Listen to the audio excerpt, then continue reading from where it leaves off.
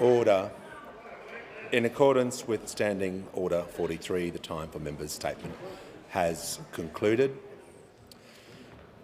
and I give the call to the Prime Minister. Thank you, Mr Speaker. I move that the House record its deep regret at the death on the 13th of October 2022 of Mr John Spender, KC, former member for North Sydney. Place on record its acknowledgement of his significant contribution to the House in his 10 years of service to the people of North Sydney and to Australia's foreign relations as Ambassador to France, Ambassador to Portugal and Morocco, and Special Envoy to Cyprus, and tender our sympathy to his family in their bereavement. Thank you, Mr Speaker. As we mark the passing of John Spender, I'd like to begin by acknowledging his family who have joined us here today. Not least, of course, the member for Wentworth, one of his daughters who I'm sure the whole family is just as proud of as her dad was. While the rest of us are marking the passing of a distinguished former member, she is grieving the loss of her beloved father. I say to her, your father so fervently believed that your place was in here. Your success in the election must have added such a glow to his final months and such pride. Mr Speaker, to focus on John Spender's time as the member for North Sydney would be like choosing one element from what was a lifetime of accomplishment. He was a shadow minister, barrister, ambassador, husband to Carla Zampatti and then to Catherine Spender. And of course he was a father, stepfather and grandfather. Throughout it all, he was a man of decency, grace, reflection and good humour. He was also an upstanding member of the Liberal Party, the son of Liberal Cabinet Minister Sir Percy Spender, no less. He was broad in his engagement.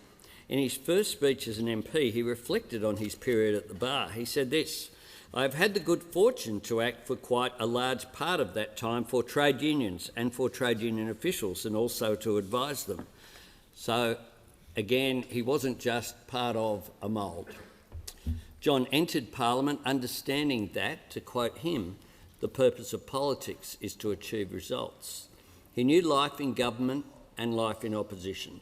He appreciated the good moments and didn't shy away from the harder ones, including crossing the floor on matters of principle. He was sent as our ambassador to France when the relationship between our two nations was at a low ebb, not for the last time. John set about lifting it, and he did so.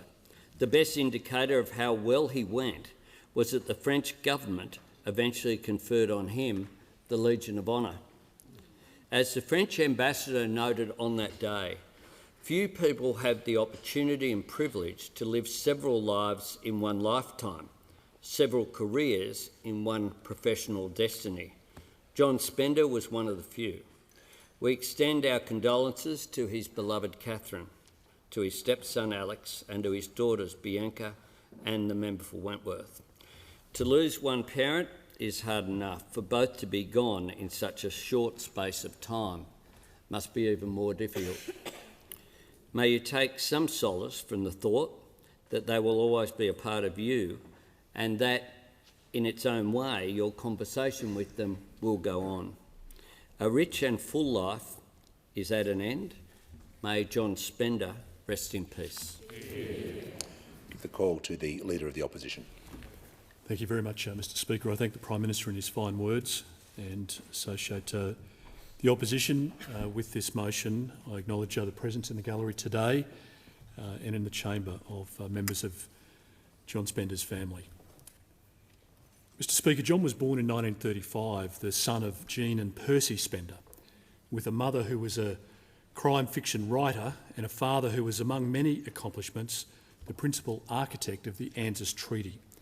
It's no wonder that John would become a man of words and deeds.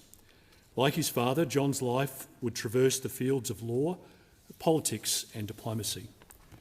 After completing studies at Yale, whilst his father was Australia's ambassador to the United States, John returned home. In 1961, he became a barrister in Sydney. Highly respected and successful, he was appointed QC in 1974. Yet throughout the 1970s, John had a political itch which needed to be scratched. Politics tugged at John as it did his father. He had 2 unsuccessful spells at seeking office, later stating that pre-selection is one of the hardest things that one gets through, at least successfully. The door opened with the 1980 federal election and his winning the seat of North Sydney. John would join Malcolm Fraser's government in its last term, going on to serve under opposition leaders Andrew Peacock and John Howard. He was a politician of principle from the start. Having seen economy-wide strikes and been involved in legal work associated with the unions, John focused on industrial relations in his maiden speech. He expressed his profound sense of disquiet as to the whole system, and he described Australia's then industrial record as one of the worst in the industrialised world, especially for strikes, stoppages, bans and other forms of unrest. In opposition, John held several shadow ministries, most notably those of aviation and defence support under Andrew Peacock, and those of the Attorney-General and Foreign Affairs under John Howard. A newspaper profile in 1986 noted that John's idea of a successful Liberal performance is, and I quote, a radical lowering of the income tax base, radical cuts in government expenditure and a rolling back of trade union power. More humorously, the same piece said, and I quote, he's both flamboyant and conservative enough to get up the collective noses of the Labor Party, fair-minded and fun-loving enough to laugh uproariously at a joke by political rival Paul Keating, perhaps intelligent enough to be resident philosopher in a John Howard-led government. John's political accomplishments were many, but he's remembered by most Australians for being a champion of press freedom, leading the charge on reforms to parliamentary privilege to abolish the offence of defamatory contempt. Testimony to his direct way with words and a mind to match. John, as the Prime Minister pointed out, was appointed as Australia's ambassador to France in 1996. There he set about what he described as repair work. That he did, reweaving links, re-establishing connections and restoring trust, being awarded the French Legion of Honour for his efforts. On the death of his father, Percy, John would say, "The loss of a great man is not simply an occasion for sadness, although grief is inseparable from the event. It is a time for public remembrance and thanks, and for rejoicing in a life which has been richly spent." Just as the son said that of his father, that we can say the same of the father's son. In summing up John's life, we need only to turn to the touching words of the spender who has followed in her family's footsteps. The member for Wentworth described her father as a man who reflected on the world, always questioned it, loved good conversation and was gracious to the end. On behalf of the Coalition, I offer my heartfelt condolences to John's colleagues and to his family and friends, especially his wife Catherine, stepson Alexander and daughters Bianca and Allegra. May he rest in peace. As a mark of respect to the memory of John Michael Spender... Oh, my apologies. I give the call to the member for Wentworth. Thank you very much for the opportunity to speak today. My father was a gracious man who built relationships across the House, and he would have been particularly gratified by the graciousness of the Prime Minister in proposing this motion and the Leader of the Opposition in speaking on it. He was many things. He was loving, he was extravagant, he was generous, he was droll, he was fun. But the lessons that I take to his life in this place are courtesy, originality, and standing for something. So many remembrances have noted that he was a gentleman, that he was gracious and he was gentle. Whether he was representing a union, as he so often did, or accepting the apology of a Prime Minister, this time Hawke, who publicly mocked him for his accent, but later, as a true gentleman, apologised, he was courteous. In Parliament, I'm told he played the ball, not the person. He took this gentleness home, and he never shouted at us, but when he was very irritated, he would take himself for a drive. Now I think he just liked cars. He wasn't afraid to think differently and was genuinely interested in alternate views.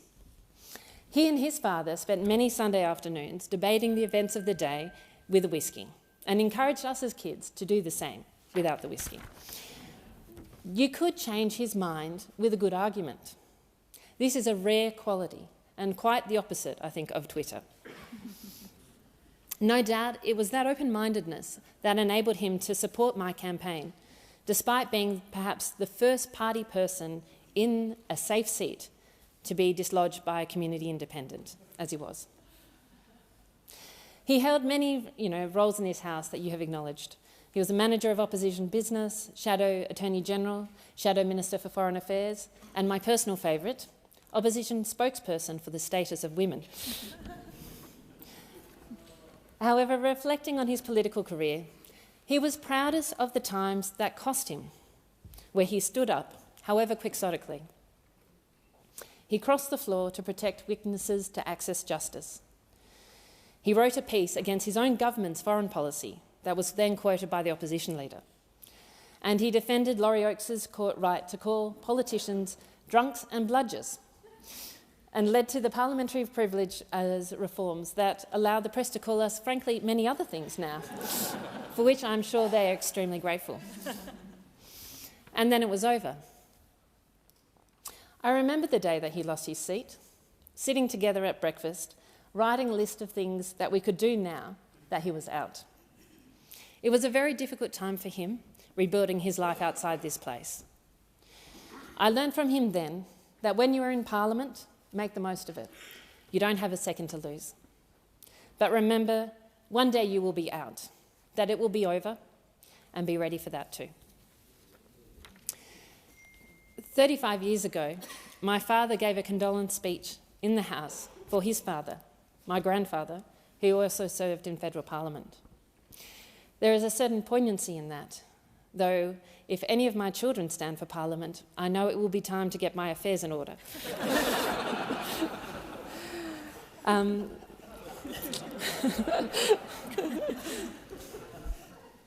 But I would like to finish with a quote from that condolence motion, a favourite of my grandfather's, which seemed apt for Dad too.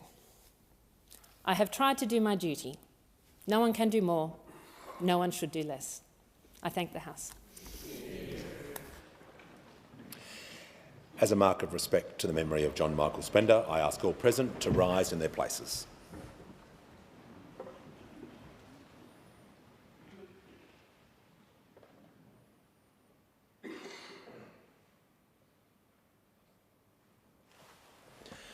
I thank the House. Call the Leader of the House. I move the debate be adjourned. The question is the debate be adjourned and that the resumption of the debate be made an order of the day for the next sitting. Put the question. All of those opinions say aye. Aye. Against no, I think the ayes have it. Call the Leader of the House. I ask leave of the House to refer the matter to the Federation Chamber for further debate. Call the Manager of Opposition Business. Leave is granted. Call the Leader of the House. Speaker, I move that the resumption of debate on the Prime Minister's motion of condolence in connection with the death of John Michael Spender be referred to the Federation Chamber. Put the question. All of those opinions say aye. Against no, I think the ayes have it. Give the call to the Prime Minister. Thanks very much, Mr. Speaker. Natural disasters are a cruel part of life on this unforgiving continent. Tragically, the floodwaters in Victoria and New South Wales have claimed the lives of 6 of our fellow Australians. Our first thoughts today are with their loved ones. All Australians offer you our deepest sympathy in this time of grief and sorrow. Today, while some communities have begun the clean-up, there are many people in regional Victoria and New South Wales for whom the danger has not yet passed. As we speak, people in Echuca, Moama, Moree, where the Premier has been this morning, Shepparton and Kerrang are still preparing for the worst. To all Australians in those areas still at risk, we are thinking of you. Please listen to the warnings. Please follow the advice of the authorities. Please do everything you can to keep yourself and your family safe. Mr. Speaker, so often the worst of nature brings out the best of the Australian character.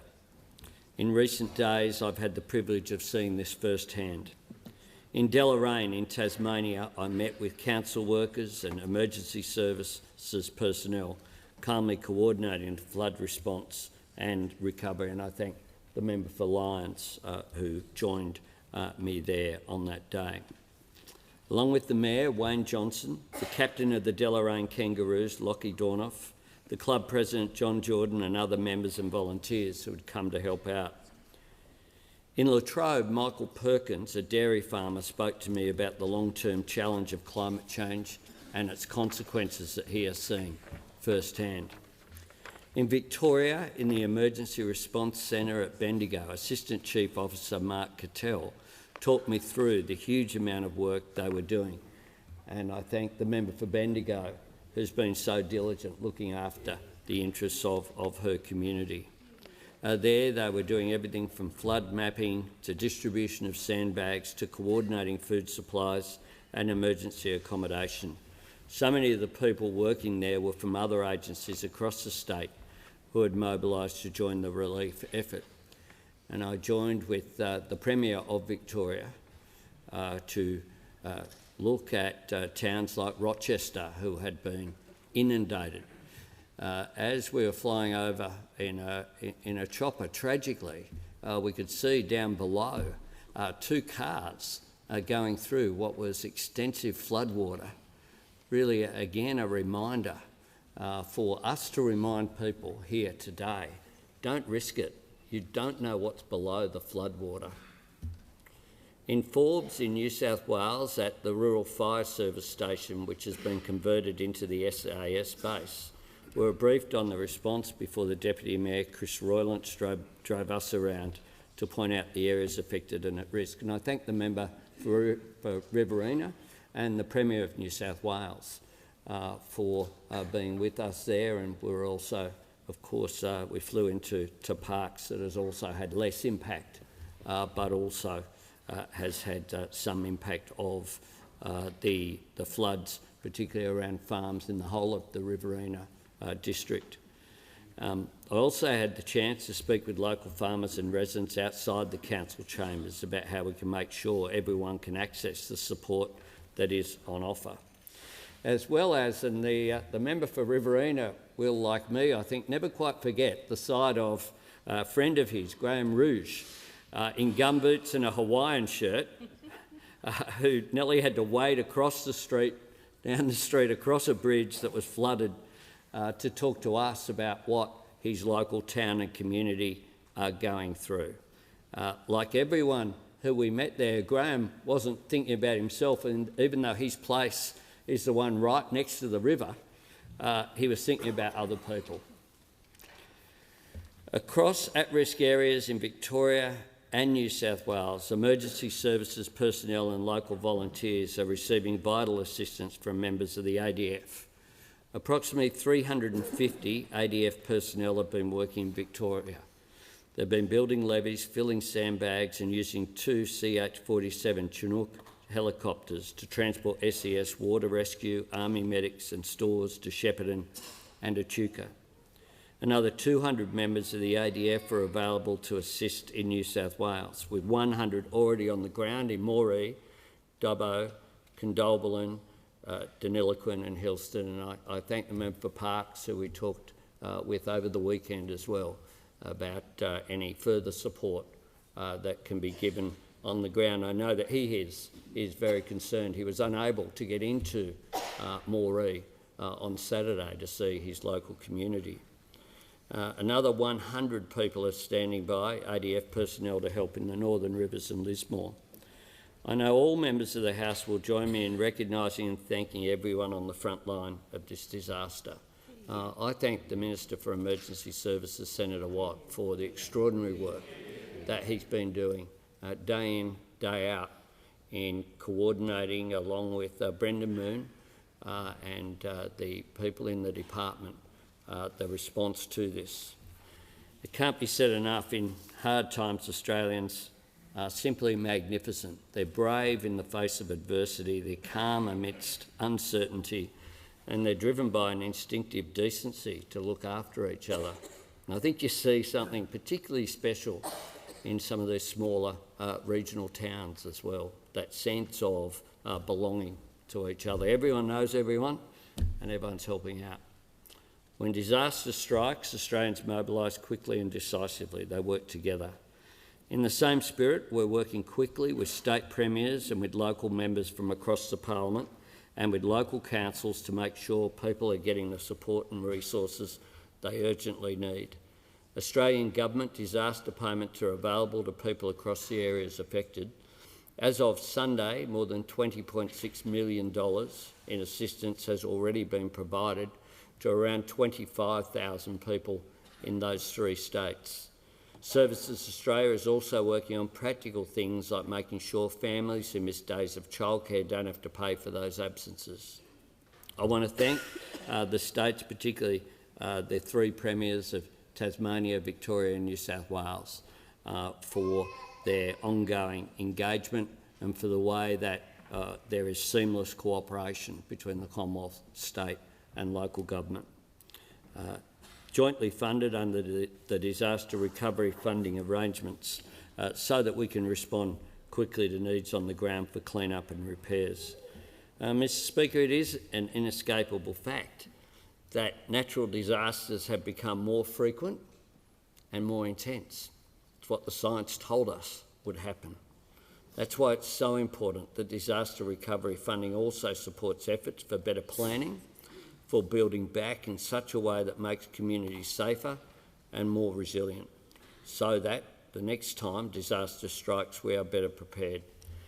Mr Speaker, I hope that the rains stop soon and the waters recede, but the briefings that I've had, and I know the opposition have received briefings as well, indicate that we're not at the end of this. We're more towards the beginning probably than we are towards the end. So there are difficult weeks and perhaps even months ahead. The long-term consequences are severe for our economy, for agriculture that was anticipating a bumper season there in the Riverina and in the Goulburn Valley and other parts of Victoria, New South Wales, Queensland and indeed Tasmania. So it's been particularly heartbreaking for the farmers who were looking forward to something so positive. But some people, of course, have lost their homes, and others, of course, have lost their lives. And the most important thing that we can do to people is to stay safe, to make sure that they follow the advice when it's given. If they're asked to evacuate, please do so. The authorities are acting upon the advice of the experts, and we will continue as a government, continue to offer every support possible. I'm sure that that will be offered in a bipartisan way, and I thank the opposition for that. And all we can do is to do what we can as a parliament to today say that we stand in solidarity with those people going through this difficult time. I'll give the call to the Leader of the Opposition. Well, thank you very much, Mr Speaker. Flood, fire and drought are an inevitable part of living in our country. We don't always know where natural disasters will strike, only that they will. That inevitability does nothing, though, to diminish the shock and the sadness of the crushing news that Australians have lost their lives during these latest floods. On behalf of the Coalition, we express our heartfelt condolences to the families who have tragically lost loved ones in these floods. It has been an incredibly tough time for people in Victoria, in New South Wales, in Tasmania and Queensland. And as we know, in some places, thankfully, the waters are receding. But in other places, they're rising. And Australians are entering, going through or emerging from their darkest hours. Yet it's in these darkest hours that we witness the very best of the Australian character, our courage, our compassion and the camaraderie. I was very honoured to be in Shepparton last week with the member for Nichols to see those qualities on display firsthand. Many of those in the local community who were instrumental in supporting the effort to respond and to recover. People who were volunteers, just ordinary Australians working for GV Cares and the Salvos, distributing food and necessities to families who were isolated and had gone without. And people, of course, like Azam Elmaz, who shut his restaurant and had been cooking meals with his wife for workers, volunteers and affected residents. And I want to praise, acknowledge and thank all of those across the nation who are doing such fine work. The emergency service workers, the police, the first responders, who always come to the aid of communities, especially those who have crossed borders to help their brothers and sisters in uniform. The men and women of the Australian Defence Force, who answer the call on every single occasion, injecting hope and confidence when they move into towns. And the local councillors, the community leaders and the volunteers who assist others while their own homes have been inundated. Your combined efforts have seen people rescued, food and medical supplies provided to those cut off, and homes and businesses saved. Particularly, I want to acknowledge the efforts of the members for Parkes, for Riverina, for Lindsay, Mallee, Farah, Braddon and Bass, who are currently supporting or have supported in recent times their communities due to flooding. For those Australians facing the prospect of rising waters, please continue to heed the advice of emergency services, especially given rain forecasts and a likely wet summer ahead. Long after the waters have receded, the clean-up has commenced and the cameras have moved on, communities will need ongoing support for the slow and costly recovery. I want to acknowledge the work of the former Prime Minister, Prime Minister Morrison, and the emergency service ministers who put in place the regime that Prime Minister Albanese referred to before. The support that we provide to communities, hand in glove with our state counterparts and local government authorities. That support makes a real difference in the hours, the days, the weeks and the months in the aftermath of these natural disasters. Infrastructure and homes will need to be rebuilt, fences replaced, roads repaired. And in the aftermath of a disaster, Australians can feel like they're on their own, that they've been forgotten by governments. The Coalition encourages governments at all levels to be generous in the assistance they offer, and we provide our bipartisan support to the Prime Minister, to the government, to see that support delivered in an effective way to those affected by this natural disaster. Not just in the current response phase, but also in the all-important recovery phase, as I say, over the days, months and in some cases, many years ahead. We give the call to the Leader of the House. I ask leave of the House to move a motion to enable further statements on indulgence on the floods to be made in the Federation Chamber. Give the call to the Manager of Opposition Business. Leave is granted. Call the Leader of the House. I move that further statements on indulgence on the floods be permitted in the Federation Chamber. I'll put the question. All of those opinions say aye. Against noes. I think the ayes have it. Give the call to the Prime Minister. Thanks, Mr Speaker. I advise the House the Treasurer will be absent from question time today. The Assistant Treasurer will answer questions on the Treasurer's behalf, given that we only have one Treasurer. Questions without notice. Are there any questions? I give the order. The Deputy Leader of the Opposition. I give the call to the Leader of the Opposition. Thank you very much, Mr Speaker. Of course, the Prime Minister's reference to Labor's economic illiteracy shouldn't pass anyone's mind today, and I'm sure we'll be reminded of that tonight. Mr Speaker, I refer to the decision taken by the Labor government on a Jewish holy day to stop recognising Israel's capital of West Jerusalem. Order. The Leader of the Opposition will resume his seat. I'll just get them to restart the clock. It hadn't started when he had begun his question. I give the call to the Leader of the Opposition. Thank you, Mr Speaker. My question is to the Prime Minister. I refer to the decision taken by the Labor government on a Jewish holy day to stop recognising Israel's capital of West Jerusalem, a decision which deeply offended our closest ally in the Middle East and the Jewish community in Australia, but which was praised by two violent terrorist groups. Has the Prime Minister spoken to or communicated with the Israeli Prime Minister and offered an apology? Give the call to the Prime Minister. Thanks very much, Mr Speaker. Australia was among the first countries to formally recognise Israel under Prime Minister Ben Chifley, and it occurred when Doc Evatt was head of the United Nations. Australia is and will remain a steadfast friend of Israel.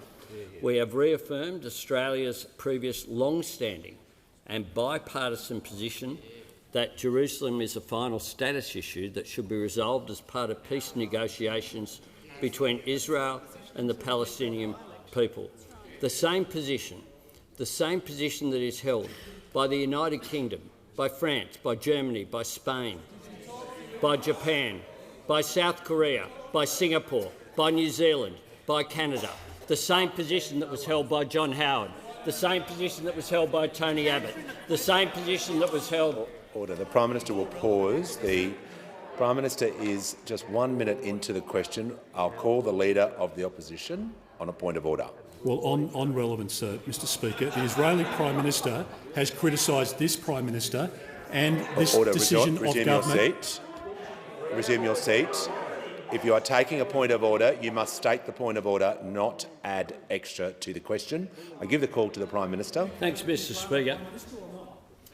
The same position that was held by Menzies, Holt, Gorton, Fraser, Howard, the same position that was held by Tony Abbott, the same position that was held by Malcolm Turnbull, the same position that they sat there up until 2018 and held. And what happened in 2018 was there was a by-election held in the electorate of Wentworth. And they said that they would change what had been a bipartisan position since the creation of Israel in 1948.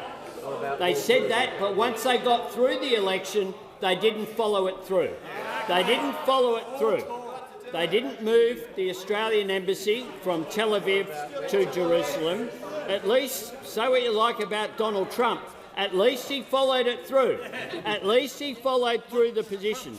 Those opposite did not. Those opposite did not, thereby showing that this was not a decision of substance, it was a decision of gesture.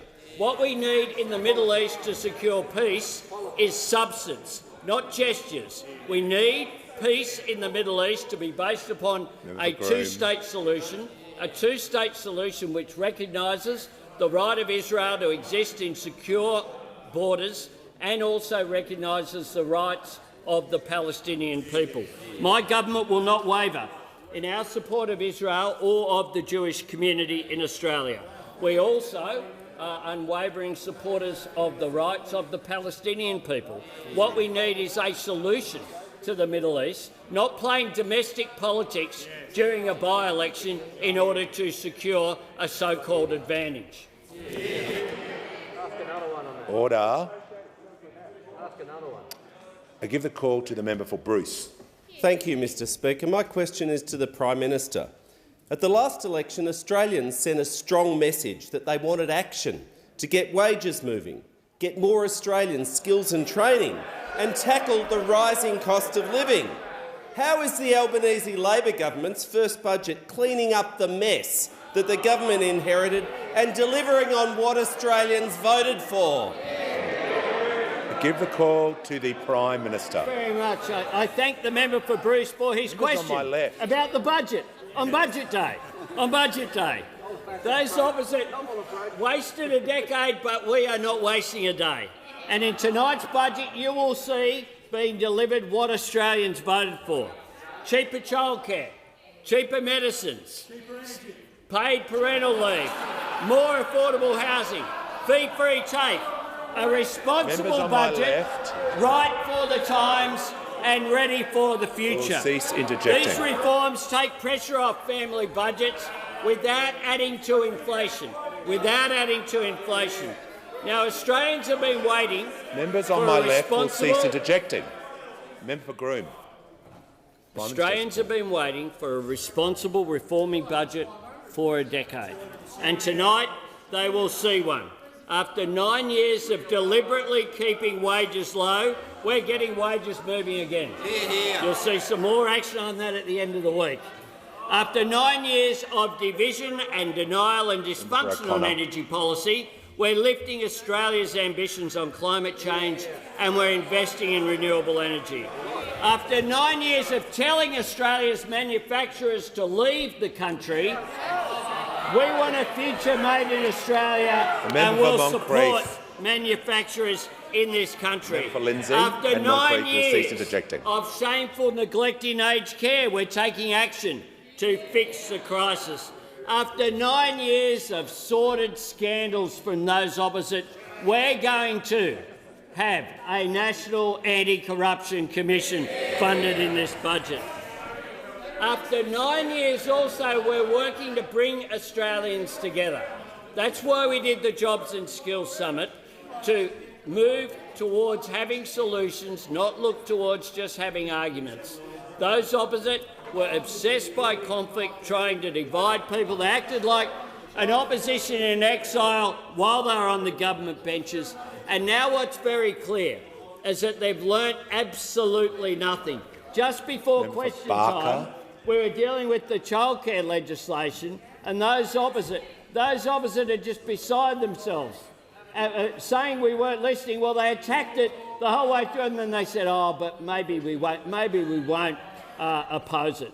Well, they should get out of the way, because what you'll see from tonight's budget is a responsible budget that takes pressure off the cost of living, that is family-friendly without putting pressure on inflation. Order. There is far too much noise on my left and right. I'm going to give the call to the Deputy Leader of the Opposition. I'd ask her to be heard in silence. My question is to the Minister for Energy and Climate Change. On 97 occasions prior to the election, the Labor Party promised to cut electricity bills by $275. Now we are told that prices will increase by up to 50%.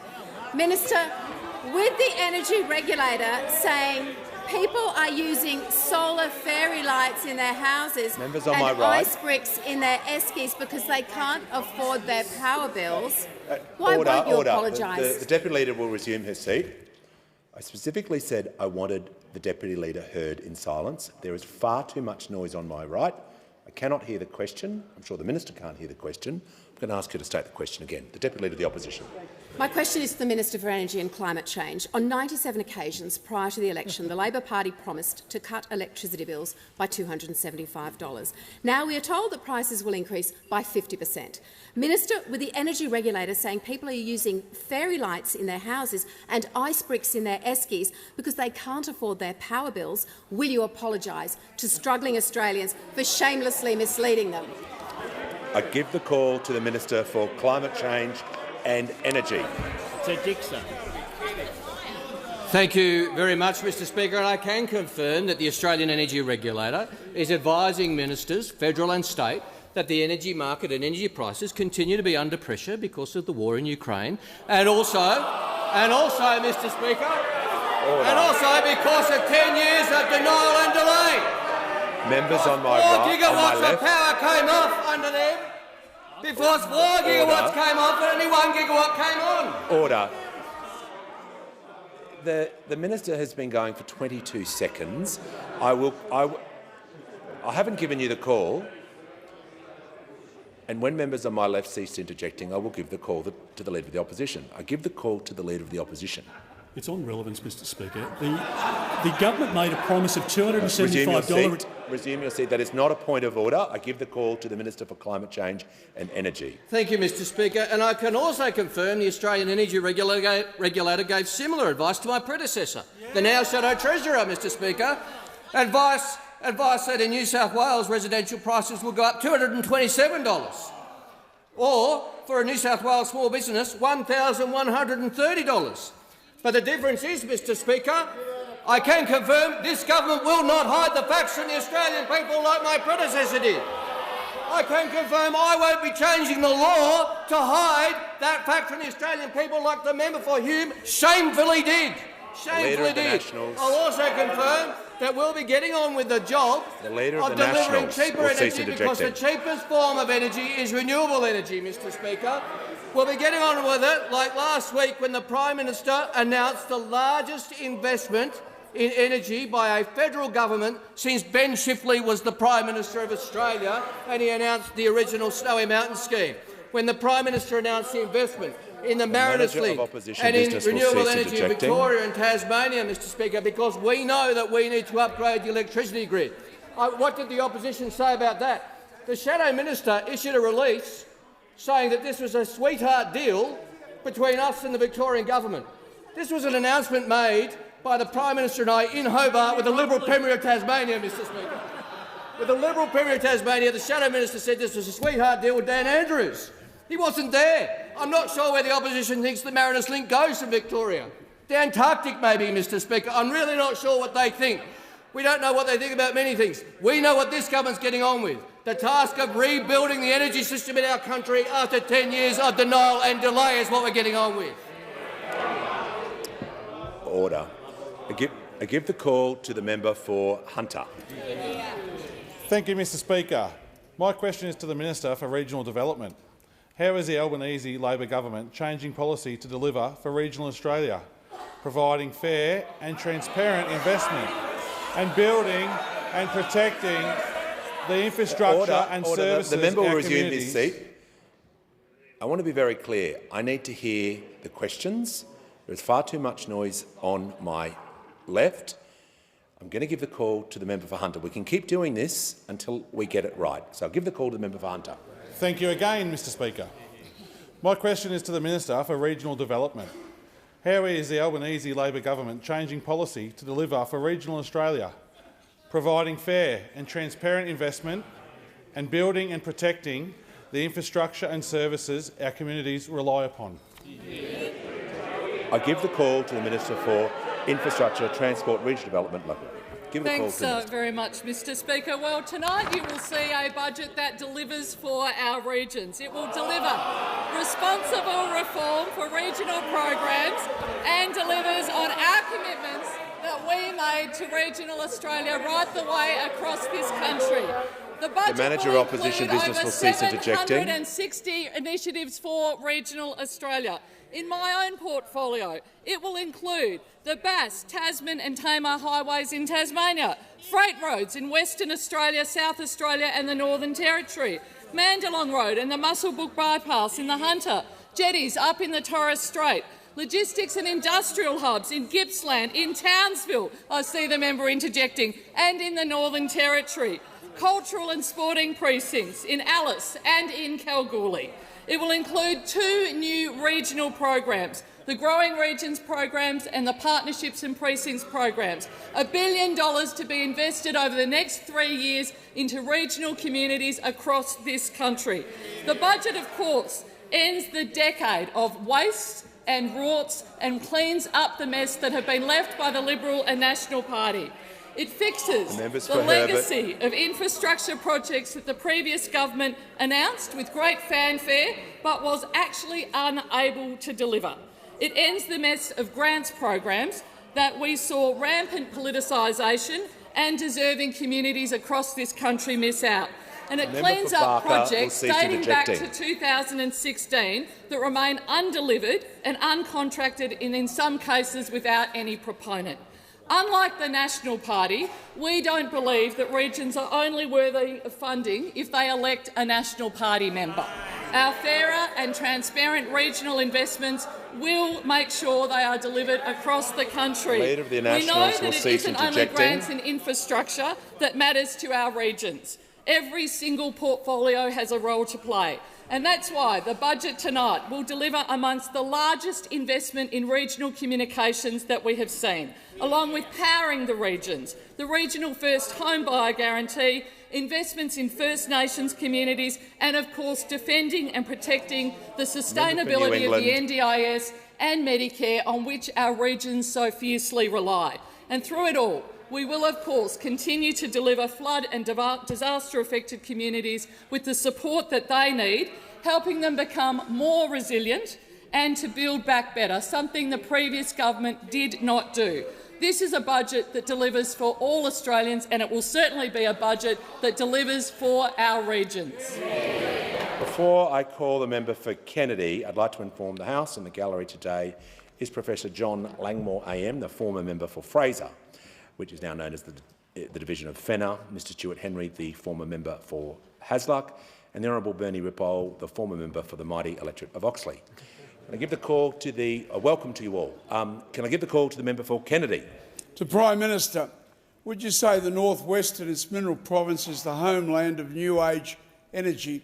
Are you aware of Hewenden with Twiggy's giant wind farm and HIPCO's pumped storage hydro, the world-class minerals province of copper, nickel, cadmium, lithium, cobalt, vanadium?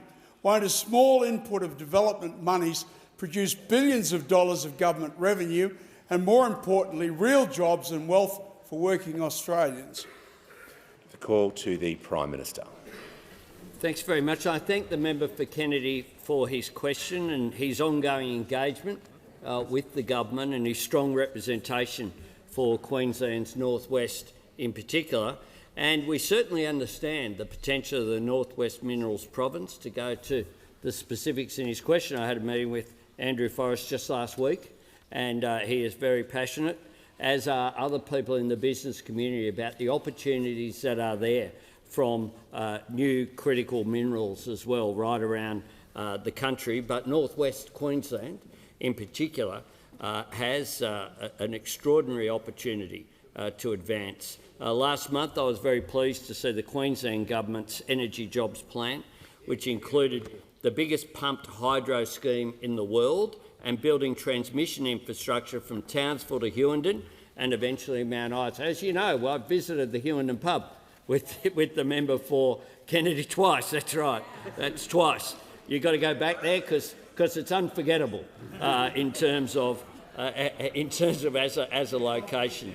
That new link will spark significant investment along the transmission corridor, like the $2.6 billion Mount James wind farm already proposed for Hughenden, and we look forward to working with the Queensland Government on how we can best support the Queensland Energy Jobs Plan. Just last week as well, the Minister for Resources and I announced the development of a new national critical minerals strategy, which will set out a clear vision for growing our critical minerals sector. Critical minerals, including rare earths, are crucial components in batteries, electric vehicles and solar panels, and Australia has some of the largest reserves.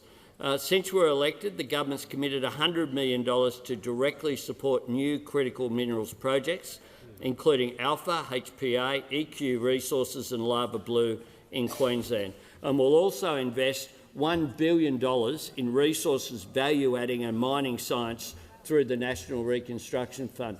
And I think many of the proposed initiatives in northwest Queensland will be eligible for that and will benefit from this investment.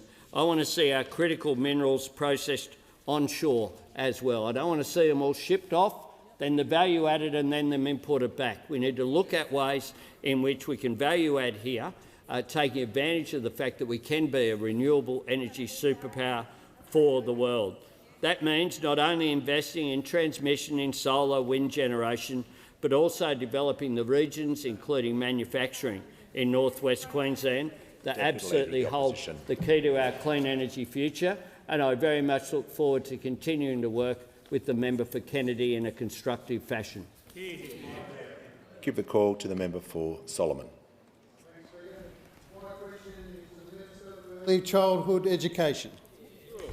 What is the Albanese Labor government doing to make early childhood education more affordable, providing cost of living relief to families and boosting the economy through workforce participation? The call to the Minister for Early Childhood Education and Minister for Youth. Thank you, Mr Speaker, and I thank the member for Solomon for his question. I know that he's very committed to relieving the cost of living for Australians by reducing the cost of early childhood education and care, and making sure that children in the electorate of Solomon, for example, particularly First Nations children in the electorate of Solomon, get the very best possible start to life. Access to affordable early childhood education and care is a vital part of a child's early years of development, but it's also critical to our economy, Mr Speaker, and that's why a Labor budget will deliver on our commitment, the commitment that we went to the election with, to make early childhood education and care more affordable for 1.26 million Australian families. Our reforms come after years of inaction from those opposite, with fees going through the roof, 41% over the past 8 years. We've listened. We've listened to Australian families. We've listened to parents. We've listened to the mothers who want to go back to work, who want to take on extra hours, who want to have career progression, who want to go back to study. And we are delivering on cost of living relief directly in this family-friendly budget. This is not welfare. It is meaningful economic relief that gives families greater choice. In the words of the Premier, former South Australian Premier and the Director of Thrive by 5, Jay Weatherill, and he says, for our economy, more affordable childcare will help unlock the power of parents' workforce participation, particularly mothers, which would in turn help address the labour shortages we're currently experiencing across the country. And that includes workforce issues in early childhood education and care as well. Now, Treasury estimates that these measures will increase the hours worked by women with young children up to 1.4 million hours per week in 23-24. That's the equivalent of around 37,000 full-time workers. That's going to make a real difference to our economy. We know that these reforms will only be possible if we are retaining, recruiting and training a high-quality early childhood education workforce. And the Albanese government is committed to wage growth, including the critical early childhood education and care workforce. That's why we successfully argued for a pay rise for the lowest paid workers in Australia, and I remind the House that those opposite opposed that. They didn't want that. That's why we're committed to addressing the gender pay gap, and we'll strengthen the ability of the Fair Work Commission to order pay rises for underpaid women workers.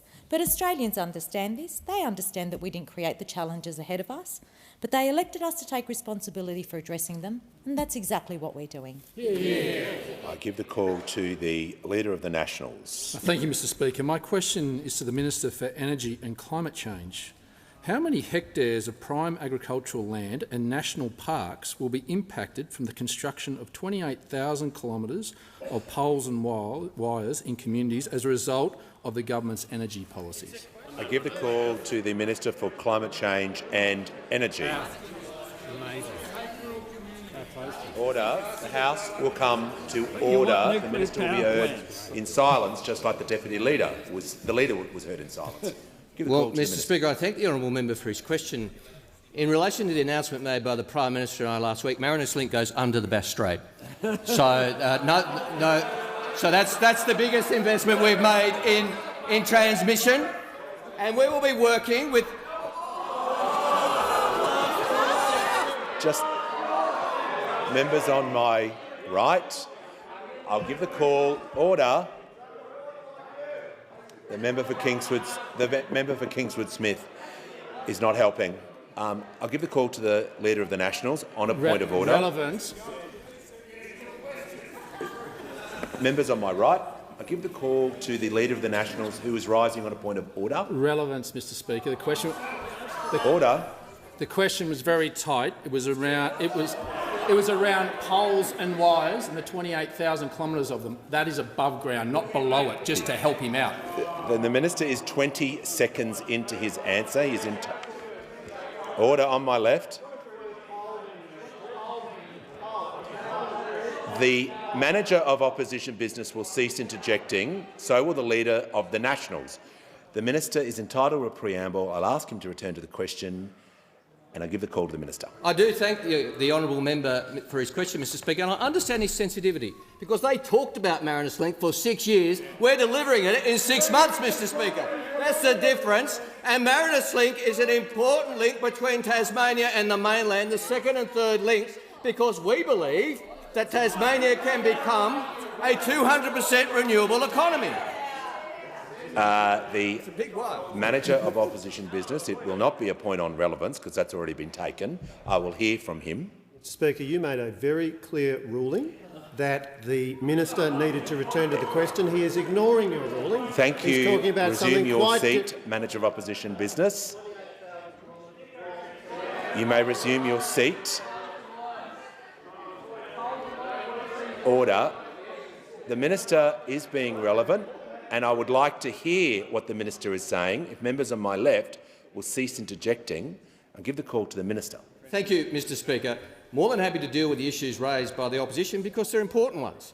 They're important ones, and they're important because Marinus and other transmission projects, which it's connected to, like the North West Transmission Link, which the Prime Minister and I announced with the Premier of Tasmania and the Energy Minister last week, with the Kerrang link in Victoria, which was also announced, as we are working on with other states. And I presume, given the tone of questions from those opposite are very annoyed with the announcements from New South Wales in recent days. Very annoyed by the announcement of the Treasurer and Energy Minister of New South Wales and the Deputy Premier about compensation for above-ground wires that have to be built in New South Wales by the New South Wales government as part of the Rewiring the Nation plans, because we know that transmission is necessary for transition. That is what's necessary. We've made it very clear, Mr Speaker, as part of our election commitment that we will roll out this transmission. But we've also made this clear. We will reform what is known as the RIT process, which is the regulatory process for above-ground wires, which they left in place for 9 years, because it is not fit for purpose, is why we will reform it, because it does not provide for adequate compensation for people who are impacted, as the member for Ballarat and the member for Hawke well know and well understand, because they've actually taken the time to engage in these issues. They actually understand these issues, unlike, it appears, the Leader of the National Party. Will cease interjecting.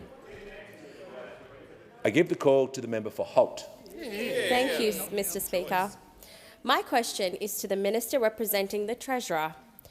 In the face of growing economic headwinds, what is the importance of a responsible budget? Give the call to the Assistant Treasurer. Speaker, I thank the member of Holt for a question, and I want to acknowledge at the outset her many years of representing low-paid workers and attempting to get wage increases for low-paid workers, an aspiration that everybody on this side of the House shares. I'm asked about the importance of having a responsible, well-managed budget. Well, Speaker, the answer is up there in the gallery. I want to acknowledge the students from Albion Park High School in my electorate who have come down to Canberra today to witness the passage of the first Albanese Labor government's budget. The reason that we need a responsible government is there in the gallery.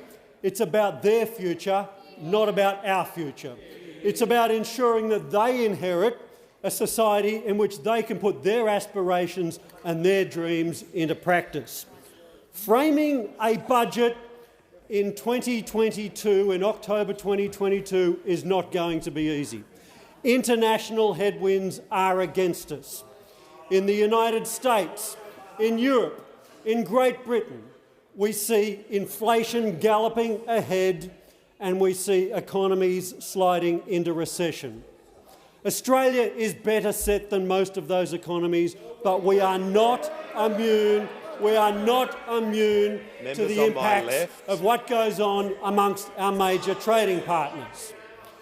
Of course, it's not just the international economy and the international impacts that is going to make it challenging for us to frame a budget, because we have inherited an absolute fiscal mess from this mob on the other side. An absolute fiscal mess from this mob on the other side. And I hear them shrieking like a mob of political bin chickens scratching around for relevance. But the fact of the matter is $1 trillion worth of debt and the biggest budget deficits that this nation has ever seen. The member for Groom will cease interjecting. We will not shrike the responsibility of ensuring we frame a budget for the future of the people here in the gallery. Our investment in skills, our investment in manufacturing, our investment in education, our investment in energy and a clean energy future will set this country up for the future. And we will also do the hard work that this mob over here couldn't do, and that is ensure we start to pay down the debt and deal with the structural deficit that this mob over here, squawking like political bin chickens, this mob over here left us to fix up. Mr Speaker, the job is tough, but we are good for it. They talk about economic management, but over 9 years did none of it. Order. The House will come to order. Members on my left, when you cease interjecting, I'll give the call to the member for Fairfax. Thank you, Mr Speaker. My question goes to the Minister for Climate Change and Energy. On the 10th of October, the Minister said in a speech, we will need to install about 40 7-megawatt wind turbines every single month and more than 22,500-watt solar panels every single day to meet the government's 82% renewables target by 2030. How many wind turbines and solar panels have been installed since you've come to government? I give the call to order. Members on my right and left. There is far too much noise in the chamber. I will give the call. Member for Barker. The member for Petrie will cease interjecting. When the House comes to order, I'll give the call to the Minister for Climate Change and Energy. I really do thank the honourable member for that question, Mr Speaker. I really do, because it gives me an opportunity to remind the honourable member and remind the House of our plans to get us to 82% renewables by 2030, of our plans to reduce emissions by 43% by 2030. And yes, I thank the honourable member for quoting my speeches. He's welcome to do it as much as he likes, Mr Speaker. And I was making the point in that speech. That we have a lot of catching up to do after a decade of denial and delay. The member for Fairfax. We are walking out to the crease late in the match, Mr Speaker, because we are making up for a decade of doing nothing when they were in office. So now we have to work faster to reduce emissions by 2030. And yes, those figures I quoted were correct. It underlines the size of the task, and it underlines the size of the task of transmission. And I welcome questions on transmission, because this government has actually delivered a deal with the Government of Tasmania and the Government of Victoria, which they talked about for 6 years, and we delivered in 6 months. And you're going to see more of that type of action tonight and tomorrow and next week as well. Thank you. I give the call to the member for Newcastle. Thank you, Mr Speaker. And my question is to the Minister for Health. How is the Albanese Labor government delivering cheaper medicines, and how are life-changing drugs being made available to Australians? Great question, Chair. I give the call to the Minister for Health and Aged Care. Well, thank you, Mr Speaker, and I thank the member for Newcastle for her question, because she was one of dozens of Labor candidates and members who promised at the last election to cut the price of medicines for millions of Australian patients. And, Mr Speaker, tonight we will deliver on that promise. Tonight's budget will deliver the largest ever cut to the price of medicines in the 75-year history of the Pharmaceutical Benefit Scheme, bringing the maximum co-payment for millions of general patients down from $42.50 to just $30 per script. For households that fill 2 or 3 scripts every month, and there are many of those, Mr Speaker, that will deliver a saving of as much as $300 or even $450 each and every year. It's not just good for their hip pocket at a time of enormous cost of living pressures. We know it's also good for their health, because almost 1 million Australians every year go without filling a script that their doctor has said is important for their health because they simply can't afford it.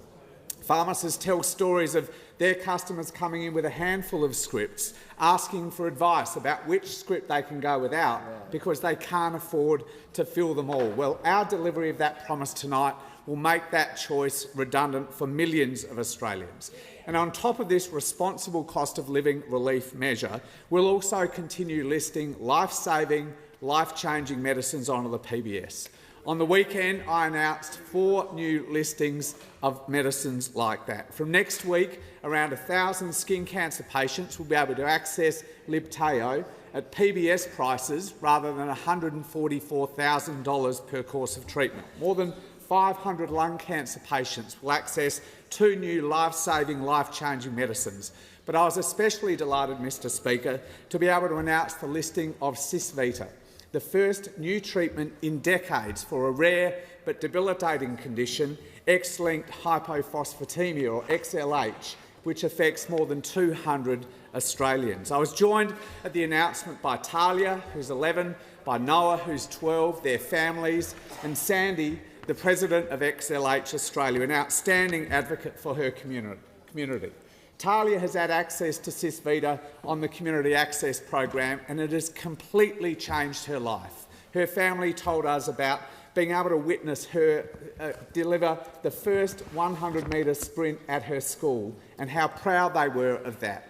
Noah, who's 12, an avid Crows fan, hasn't had access on the Community Access Program, but for next week, he will be able to access this medicine that will give him an enormously different life to what he was facing before this listing. The lives of those families and more than 200 will be profoundly changed by this listing at PBS prices rather than $360,000, which is what this medicine would have cost without the PBS. Give the call to the member for Longman. Thank you, Mr Speaker. My question is to the Minister for Energy and Climate Change. RGS, a proudly Australian-owned and operated manufacturer in my electorate, had a power bill under the coalition of around $39,000 last year. Now, this year their power bill under Labor will spike to around $73,000, an increase of $43,000, just one of the many cost increases seen by businesses in Longman this year. When will the government deliver on its promise to cut power bills? Give the call to the Minister for Climate Change and Energy. Well, thanks very much, Mr Speaker, and I'm sure that the figures provided by the honourable member are correct, because they reflect the DMO, the default market offer, which was promulgated in May but hidden by the previous government, which outlined an increase on average of a Queensland small business of energy prices of $705 or 12.8%. That's what the previous government knew about and wilfully misled Queensland businesses, small, medium, large, about, in a matter of fundamental and direct and deliberate dishonesty. And I welcome the fact that honourable members opposite are now somehow interested in energy prices. They weren't very interested when they were changing the law to hide the increase in energy prices for Queensland businesses. Queensland businesses will benefit from our policies to introduce renewable energy and introduce the transmission, which are now apparently the opposition is opposed to, the Integrated Systems Plan, which we are actually getting on and delivering to reduce power prices for businesses in Queensland and around Australia. Give the call to the member for Hawke. Thank you, Mr Speaker. My question is to the Minister for Social Services. How is the Albanese Labor government strengthening and expanding the paid parental leave scheme? And how will this support Australian families? Give the call to the Minister for Social Services. Well, thank you, Speaker, and I'd like to thank the member for Hawke for his question and recognise that, along with many families, he is acutely aware of both the challenges but also the joys as a result of the recent arrival of baby Macaulay. So take this opportunity to congratulate him. But supporting families is a key plank of the Albanese government's first budget. Increasing paid parental leave was one of the most frequent proposals raised to boost workforce participation at our most recent Jobs and Skills Summit. Because not only does boosting paid parental leave better support families at a time of birth of a newborn baby, but is also critical to supporting women's workforce participation. And of course, the Albanese government has listened and responded in this budget to be delivered tonight, which will include the biggest expansion to paid parental leave since Labor introduced it in 2011. But in addition to this, the government has responded to the calls of many families to make sure that this scheme is both modern, strengthened and actually meets the flexibilities that many families need. And that's why the changes that we will make in the budget tonight will give more than 180,000 families more choice about how they balance work and family.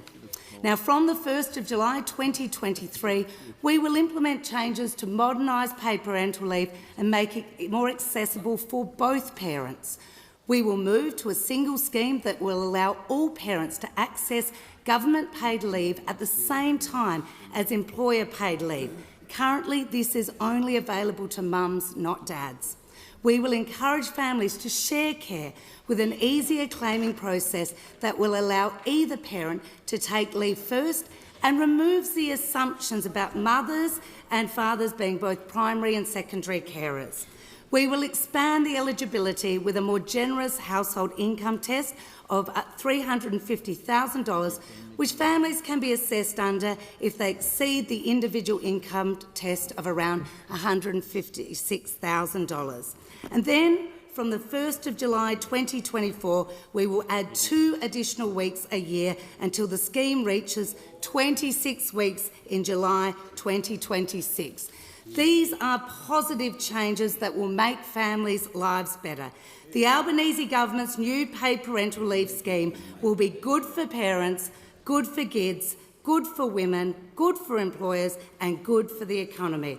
This is just one of the many measures that the Albanese government is taking through our budget to make it better, fairer and stronger for Australian families. Give the call to the member for Clark. Speaker, my question is to the Housing Minister. Minister, the housing crisis is getting worse, particularly in Tasmania, with increasing homelessness, too little crisis social and supported accommodation, unaffordable rents and unattainable home ownership. Clearly this is not good enough and we need to act now.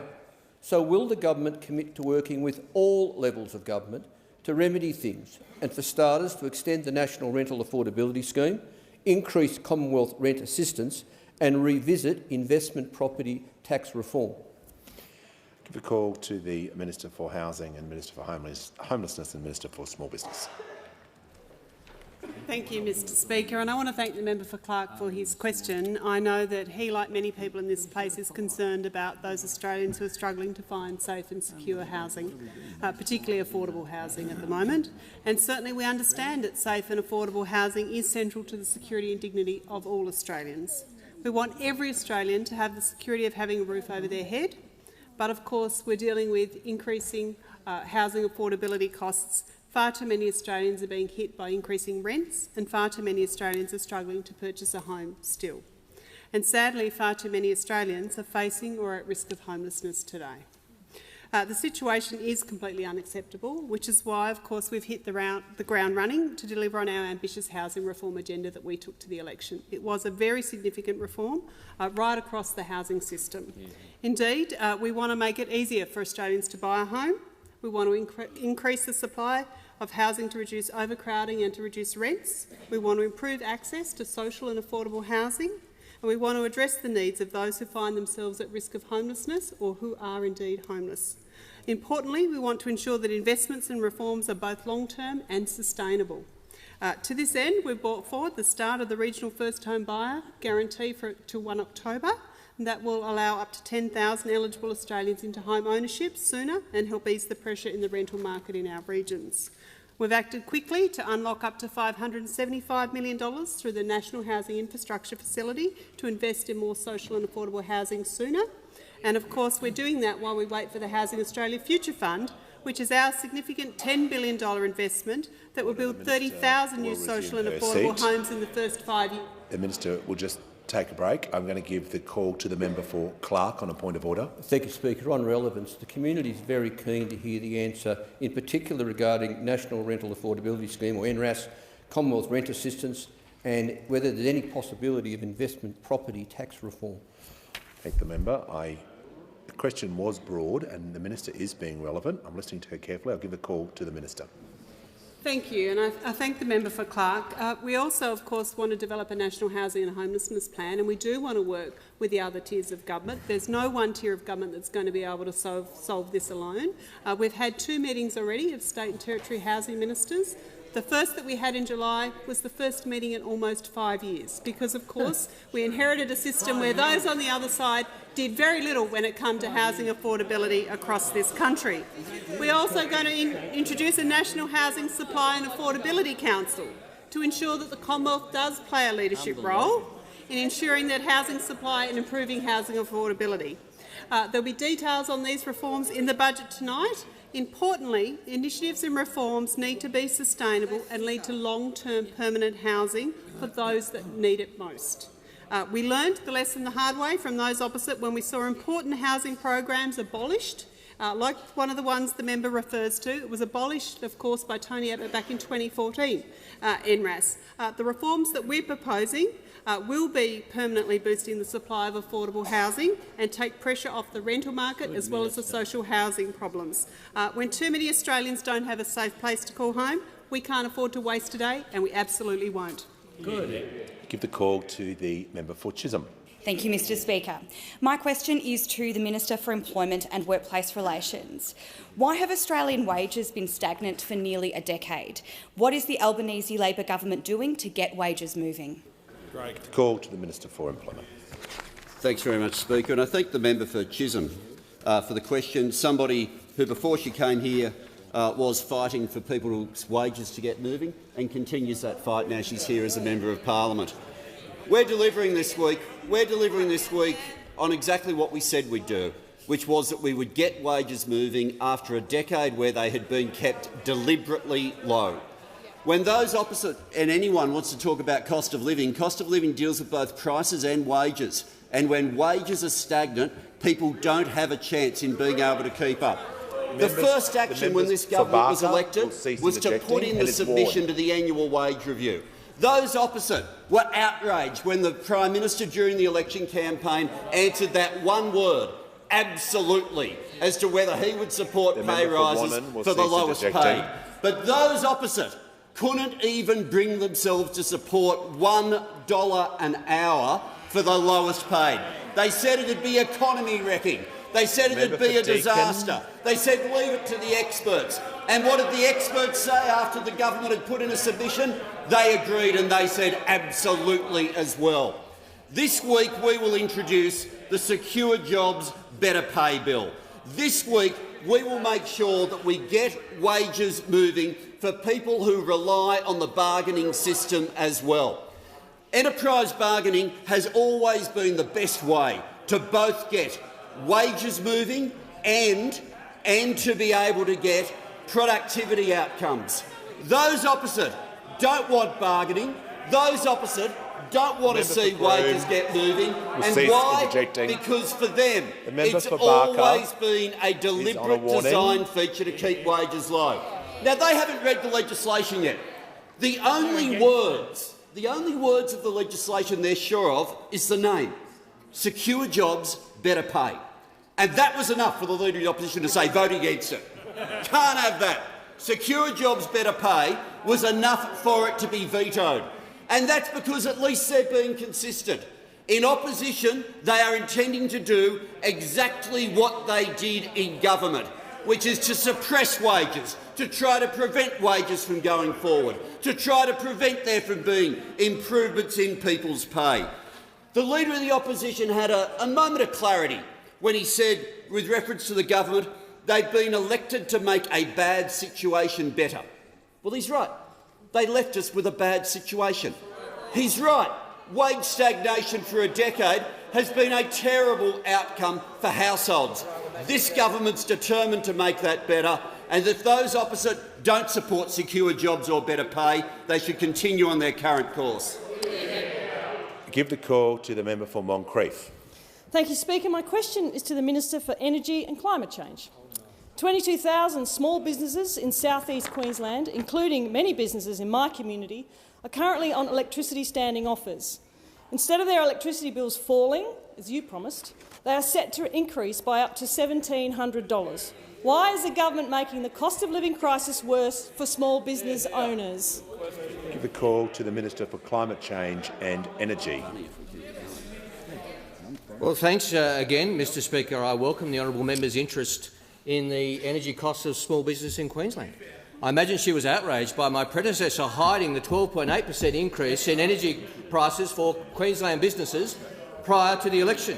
I imagine she is outraged that the minister actually changed the law by signing a regulation to hide this increase, which he was told was inevitable by the Australian energy regulator. I'm sure she shares my anger. I'm sure she shares my disrespect. I'm sure she shares my disdain for such an action, to be so fundamentally dishonest to Queensland small businesses, Mr Speaker. The minister will pause. The Manager of Opposition Business on a point of order. The point of order, Mr Speaker, is it's very clear that all imputations of improper motives to a member are highly disorderly. We keep hearing this, the minister attributing improper motives to the former Minister for Energy. He ought not to do that. What he ought to do is answer— You may resume your seat. You may resume your seat. It is not a point of order. The minister is being directly relevant regarding the energy costs and energy bills. The question was broad. about businesses in South East Queensland and their rising energy costs. The minister is being directly relevant. I give him the call. Well, thank you very much, Mr Speaker. And the honourable member well knows that the plan that we took the election was to take energy to renewables 82% by 2030, to put downward pressure on energy prices, to build the transmission network right across the country. She well knows that's what we went to the election. She also knows that's exactly what we're doing and will continue to do. I give the call to the member for Gilmore. My question is to the Minister for Communications. How is the Albanese Labor government delivering on its promise to deliver faster and more reliable broadband, particularly for regional and rural Australia? I give the call to the Minister for Communications. Thank you, Mr Speaker, and I thank the member for Gilmore for her question and for her ongoing advocacy right across the communications portfolio for her constituents. Mr Speaker, the Albanese government was elected on a platform of a better future for all, irrespective of whether you live in our cities, our suburbs or our regions. And we are delivering on our commitments to connect Australian families, businesses and communities better than ever before. Mr Speaker, we are investing $2.4 billion to give an additional 1.5 million premises fibre access to the national broadband network. And what this means is that 90% of homes and businesses in the NBN fixed line footprint will have access to gigabit speeds by late 2025. And what this includes, Mr Speaker, is full fibre access for more than 660,000 additional homes and businesses in the regions currently relying on copper wire. This will boost the reliability of services and the productivity of our regional businesses and support the changes in the ways we work, study and transact since the pandemic. And what this means, Mr Speaker, is that this additional fibre to the premises connections will deliver an estimated $20 billion uplift in GDP by 2030. And that enables communities and businesses to access faster broadband speeds and support thousands of jobs during the construction phase. But, Mr Speaker, expanding access to optical fibre isn't just about downloads. It's about reliability and it's about resilience. It's about our global competitiveness, and it builds on our delivery of $480 million earlier this year to upgrade the NBN fixed wireless network. And what this means is a more consistent and reliable service for more users in the household. Mr Speaker, not too long ago, I had the pleasure of visiting the farm of Peter and Megan near Withally with the member for Riverina, and it was instructive to note how vital digital connectivity is to the operation of their farming enterprise, which again became all too relevant during the pandemic. But the approach taken by this government, Mr Speaker, stands in stark contrast to the masterclass in economic and technological incompetence by those opposite. Mr Speaker, those opposite rolled out a second-rate copper network beset by delays. They promised to build it for $29 billion. The Manager of Opposition Business will cease interjecting. It went up to $41 billion, then $49 billion, and finally came in at a staggering $58 billion, double what they promised. They ordered 60,000 kilometres of new copper, enough to wrap around the planet Earth 1.5 times with taxpayers' money. In contrast, Mr Speaker, we are delivering better connectivity right across Australia. Members, Mrs. Time has expired. Order. Give the call to the member for Griffith. My question is to the Minister for Education. As per the letter I sent you in July this year, is the Minister aware that East Brisbane State School stands to be demolished as part of plans to demolish and rebuild the Gabba Stadium to provide an extra 8,000 seats for the 2032 Olympics? With the federal government still considering whether to provide 50% of the funding for the project, do you believe that spending up to $2.5 billion to demolish a growing and thriving public school for a 2-week sporting event is a good use of public funds? I give the call to the Minister for Education. Thank you, Mr Speaker. I haven't seen the letter, but I'm happy to meet with the member and talk about that in detail.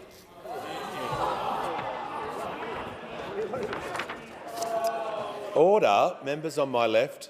The House will come to order. I give the call to the member for Swan. My question is to the Minister for Home Affairs and Cybersecurity. What is the government's response to the Medibank cyber incident? Give the call to the Minister for Home Affairs and Cyber Security. Thank you, Mr Speaker, and I really appreciate this question from the member for Swan, an issue that is of great concern to her constituents, to my constituents and to the Australian government.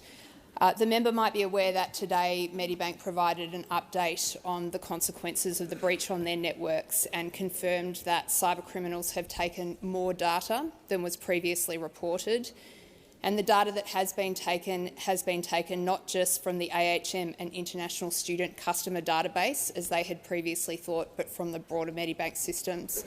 So this is really not good news, and it's of great concern to the Australian government. Speaker, one of the reasons why the government is so worried about this is because of the nature of the data that has been held here. In a lot of cyber attacks, our big fears are around identity theft and financial crime, and those are very difficult, complex and important cases. But ultimately, something can usually be done to protect consumers. We can put in place credit monitoring, we can replace ID documents, we can replace bank cards. When it comes to the personal health information of Australians, the damage here is potentially irreparable. Australians who are struggling with mental health conditions, with drug and alcohol addiction, with diseases that carry some shame or embarrassment, they are entitled to keep that information private and confidential. And for a cyber criminal to hang this over the heads of Australians is a dog act. It is scum of the earth, lowest of the low territory. Now, we are taking this incredibly seriously, and the work that is being done is being undertaken by the smartest and toughest people who work for the Australian government. I want to thank the Australian Signals Directorate and the Australian Federal Police on the intensive work that is underway to hunt down the attacker. They are undertaking a very significant operation. The AFP are leading a criminal investigation into this matter. Services Australia and the Department of Health are working to protect the government information that may be exposed here. Services Australia has done an immense amount of work to protect their own network, which of course has an interaction with Medibank as a health insurer. We are putting in place substantial supports to Australians should the worst come to the worst and some of this information be made public.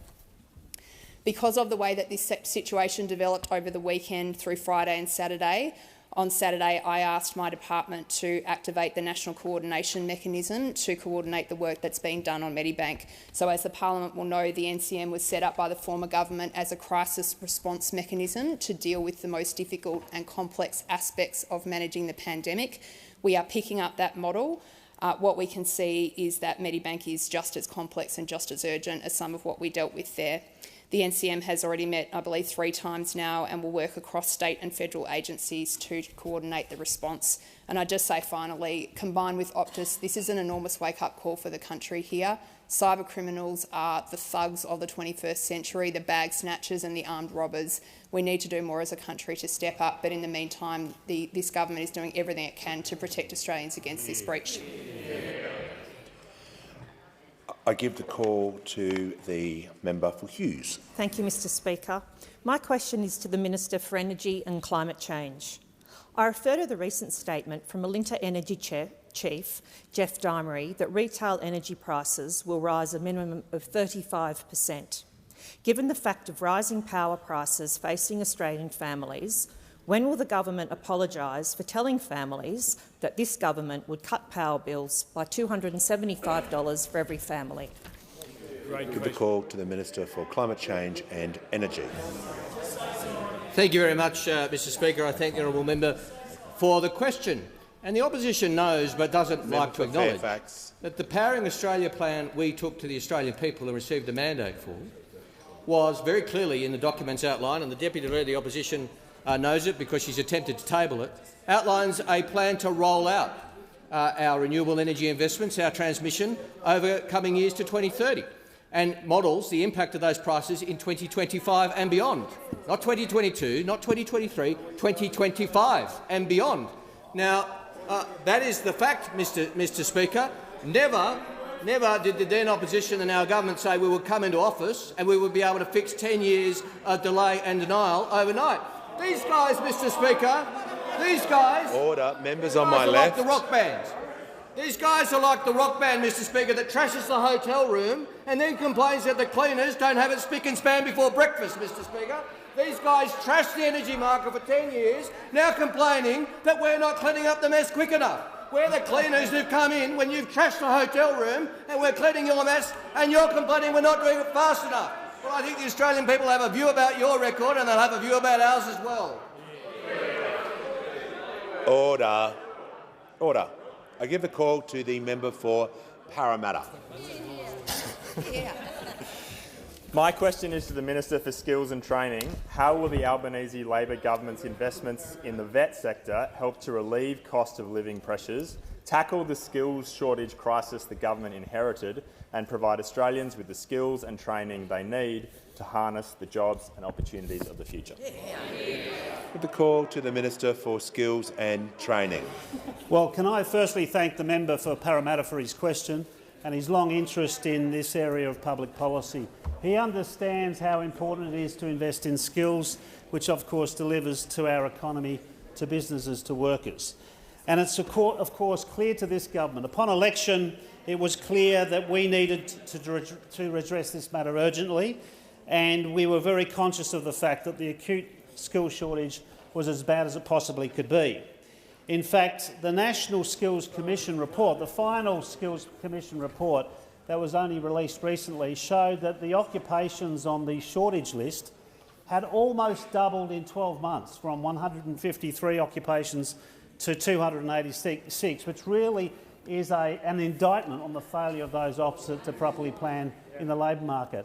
Now, of course, the pandemic had something to play in relation to shortages, but the reality is so too were some of the policy prescriptions of those opposite, namely the failure to provide any support, JobKeeper or JobSeeker, to hundreds of thousands of visa workers meant that they left the country in droves. That compounded the problem. And of course, so too did the failure to plan for the economy, identify more clearly the existing shortages in the labour force, and also, of course, anticipate the areas of emerging demand. We understood that. It was why the government convened the Jobs and Skills Summit very quickly, convening a meeting of businesses and unions, of state and territory governments, of civil society, working through these issues, discussing and then moving on to respond immediately. And respond we will.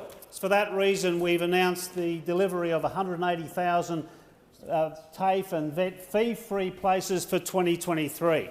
That's absolutely critical to supply the skills to the labour market, to those businesses crying out for workers with relevant skills, to those workers who are wanting to have secure employment but need skills in demand. And for that reason, it's absolutely vital that people work together. That's the difference between those on this side, the government now, and the government that we saw before the election. A failure to engage properly with the business community, with unions and with others. That's the reality. Now, the fact is we need to do this, and we'll do this as a matter of urgency. We know, of course, we are seeing the transformation, for example, in the energy sector. That's why we're investing in energy apprenticeships, to make sure that we have the skills and we are ready for that transformation, working together across government, with employers, with industry, to deliver the skills that our economy, our labour market, this country needs. Give the call to the member for Sturt. Thank you, Mr Speaker. My question is to the Minister for Energy and Climate Change. 62,000 residential customers and 14,000 small businesses in my state of South Australia are on electricity standing offers. You promised their electricity bills would go down by $275 if Labor was elected. Instead, they have gone up and will continue to go up. When will the government apologise to the people in my state for breaking your promise? Give the call to the Minister for Climate Change and Energy. Thank you, Mr Speaker. I welcome the honourable member's question about apologies. We're still waiting for the apology from those opposite for changing the law in this regulation to hide power price increases from the people of Sturt and from everybody in the national energy market. This regulation signs Angus Taylor, Minister for Industry, Energy and Emissions Reduction.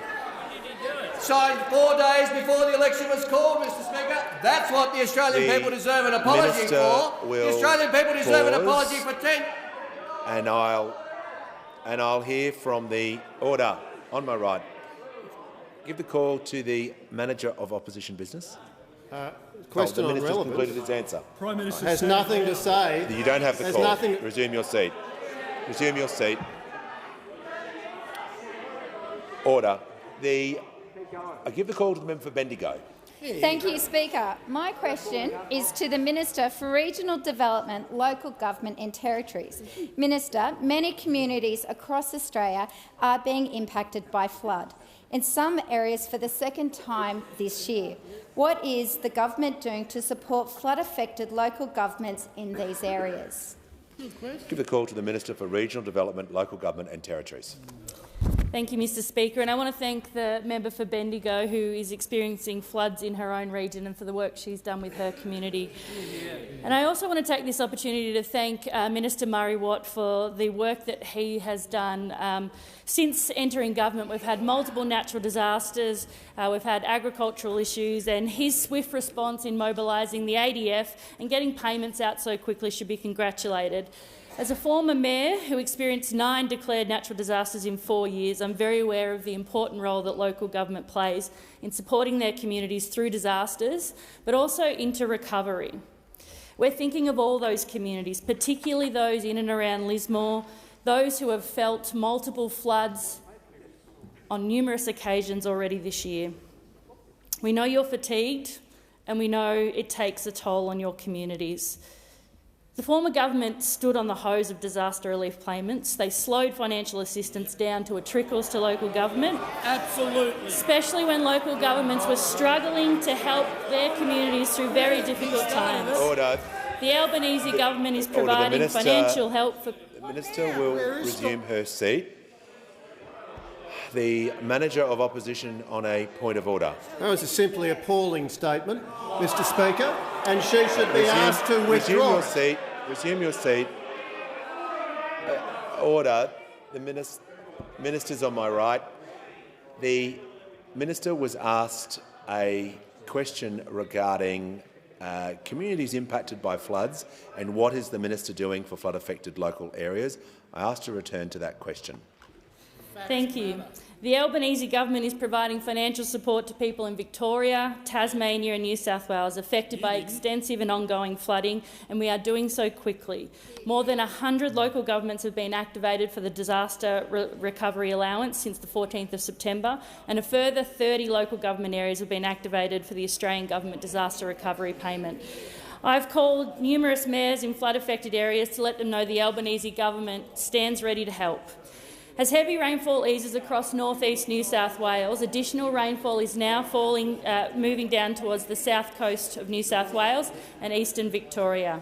The rain is impacting already saturated landscapes, including many that are already had floods in their areas. Interjecting. There is evacuation orders in place for lower North Lismore with multiple emergency warnings across New South Wales. My message is simply, please listen to the authorities, heed their warnings and advice. We are working closely with state and territory governments to support those impacted local government areas and their communities to provide practical and timely on-ground assistance. People in local government areas affected by these floods can access disaster assistance payments through Services Australia. We currently have a bill before Parliament that will transform the former government's failed emergency response fund into a dedicated, ongoing source of funding for natural disaster resilience and risk reduction initiatives. Not only is it important to be there for communities at the time of disasters, it's important to be there to assist them to prepare for what's coming in the future, and that is what the Albanese Labor government is doing. Give the call to the member for Capricornia. Thank you, Mr Speaker. My question is to the Minister for Energy and Climate Change. Australian Energy Regulator Chairwoman Claire Savage has said the number of households facing bill stress will rise over the next few years as customers are slugged with rapidly increasing electricity costs. What is the government's plan to deal with rising electricity costs? Give the call to the Minister for Climate Change and Energy. Well, thank you very much, Mr Speaker. Our plan to help people with energy costs is to implement our energy policies. That's what we're going to do, Mr Speaker. The previous government promised energy prices of $70 a megawatt hour. If you want to talk about energy prices, we'll talk about it all day. I'm free till 7:30, Mr Speaker. I think the Prime Minister's up for it as well, by all indications. And we're very happy to keep debating this, Mr Speaker. We're very happy to keep explaining our plans. We're very happy to keep pointing out the decade of denial and delay on the other side and the dishonesty of the previous Minister for Energy and Emissions Reduction. We're very happy about this because the energy regulator is pointing out the pressures and strains in the system. She's pointed out that our traditional energy sources are becoming more unreliable. She's made that very clear. She made that very clear today, Mr Speaker, in the Australian Financial Review. And she said this: leaning into the transition and getting the investment in place is the best thing we can do for consumers. Guess that? Guess what? That's what we're doing. Leaning into the transition, getting the investment in place. That's what we were doing last week in a place called Tasmania, which is a state which exists under Liberal Party management, Mr Speaker. That's where we were, making those announcements with the Tasmanian government, working with governments across Australia. And we have another meeting on Friday of Energy Ministers where we'll also be working to implement our policies in close cooperation with the states and territories, because we're getting on with the job, fixing a decade of denial and delay, which you should apologise for. Give the call to the member for Fraser. My question is to the Minister for Small Business. What is the Albanese Labor government doing to support small business owners who are facing serious challenges across the country, including those who have been impacted by the ongoing flood disaster? Give the call to the Minister for Housing, Minister for Homelessness and the Minister for Small Business. Thank you, Mr Speaker, and of course I thank the member for Fraser, and I also want to thank him for the work he's been doing in his community in light of recent floods, and also his long-standing commitment to supporting small businesses in his community. We all know that small businesses are indeed the engine room of our nation's economy. They're at the heart of our local communities right across the country, and they employ millions of Australians. But not only do small businesses help put paychecks in people's pockets, Mr Speaker, they contribute more than $430 billion to the nation's economy every single year. But of course, the Albanese Labor government knows that COVID-19 pandemic and ongoing natural disasters have hit our small businesses hard.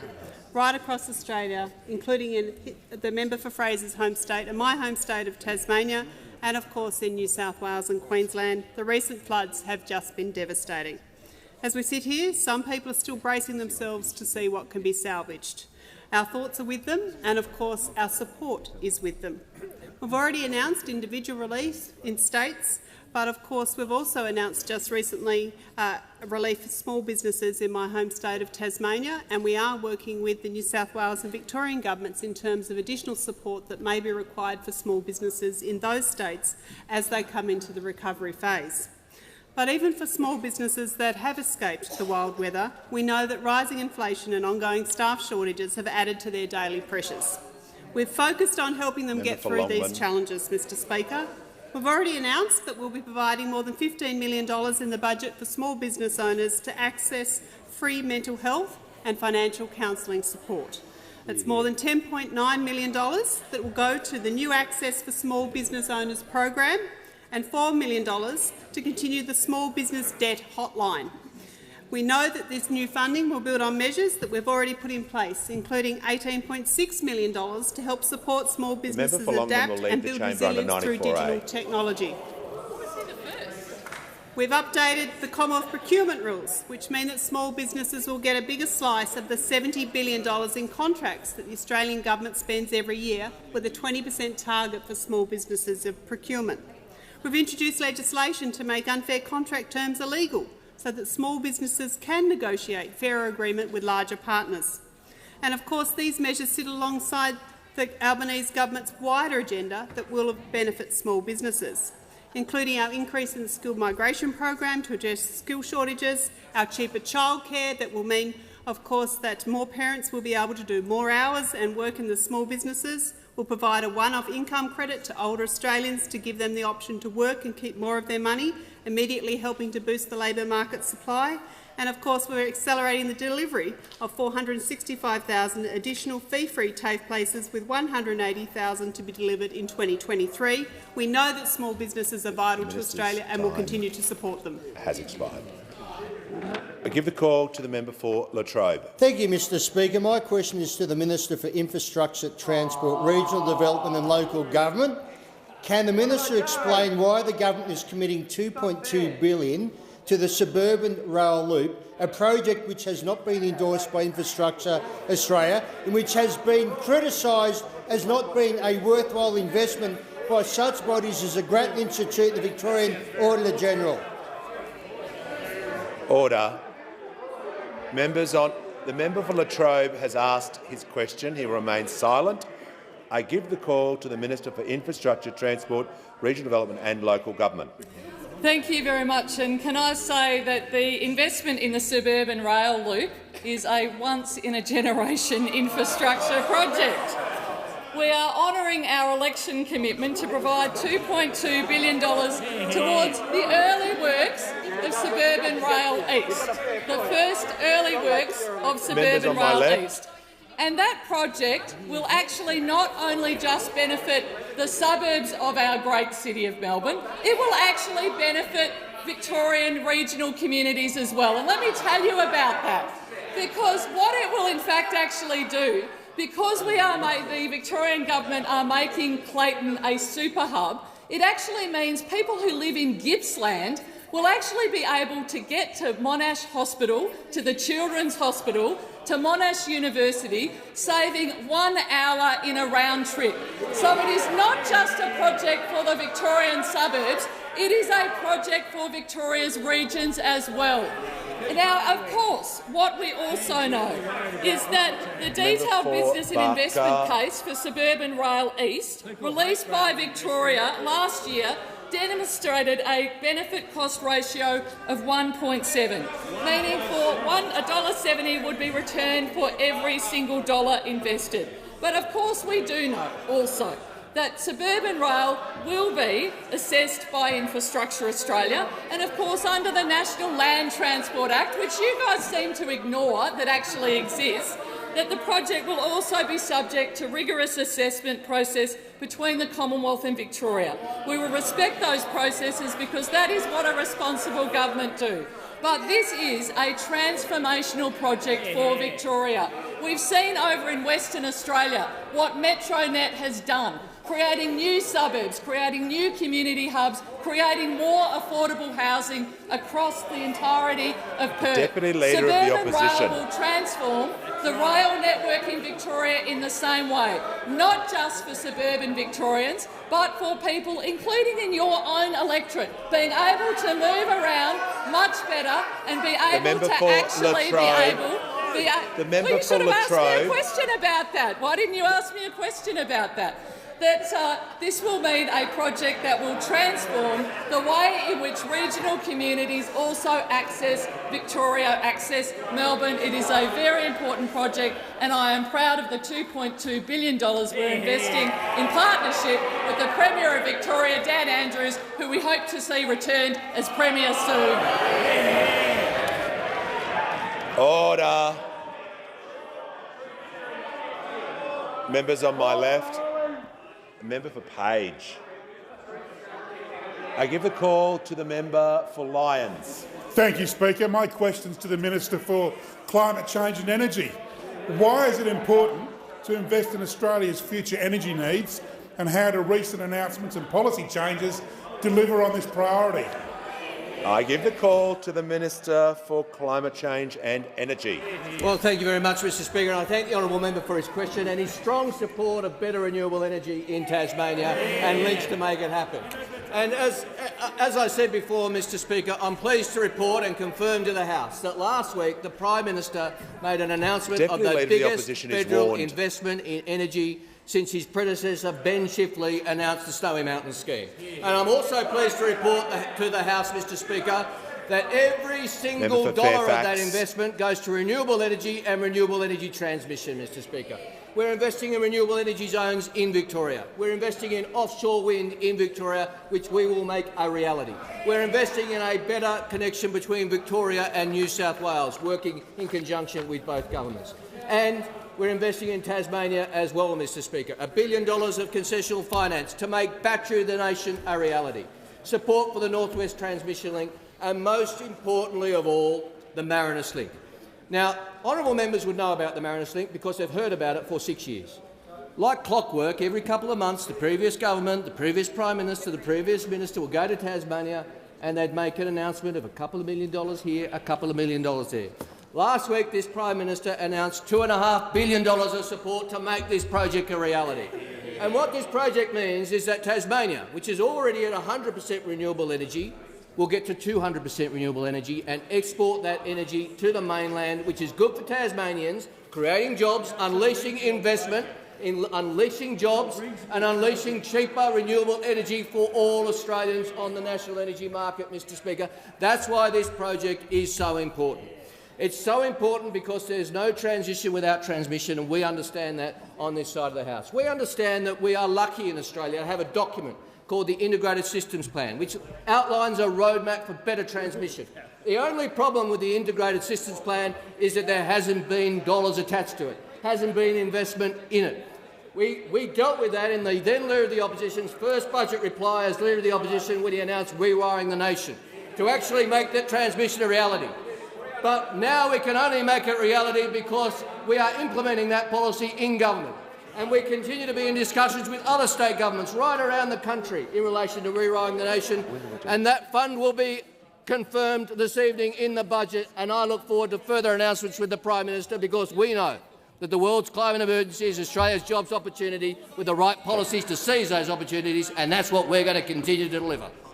Put the call to the Prime Minister. Thank you, Mr Speaker. Given that I've failed to get a single question from those opposite about the budget or the economy, I ask that further questions be placed on the notice paper. Order. Before members leave the House, I have a statement to make, and it might be particularly of interest to newer members. I ask all members to note the usual arrangements are in place for Budget Week, and importantly the courtesies that will apply to the Treasurer's budget speech this evening, and equally to the Leader of the Opposition's speech in reply on Thursday evening. As with all proceedings of the House, the member with the call is entitled to speak without interruption.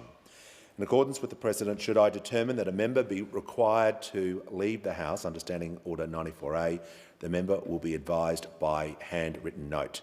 I ask all members to ensure that their guests arrive at the galleries in good time to undertake the secondary security clearance and be seated by 7:10 p.m. I trust there will be cooperation from members and their invited guests in the galleries for whom they are responsible. It should be the aim of all members that both nights proceed smoothly for the benefit of the House and for those watching and listening to proceedings. To finish off, for the information of members, the speech clock will be on, but only as a guide. Standing Order 1 provides that there is no time limit for the Treasurer or the Leader of the Opposition for this debate. I thank the House. Pursuant to Section 65 of the Parliamentary Service Act 1999, I present the annual report of the Department of House of Representatives for 2021-22, and I also present the Auditor-General's Performance Audit Report No. 6 of 2022-23, entitled Implementation of the Export Control Legislative Framework, Department of Agriculture, Fisheries and Forestry. We give the call to the Leader of the House. Mr Speaker, documents are tabled in accordance with the list circulated to honourable members earlier today. Full details of the documents will be recorded in the votes and proceedings.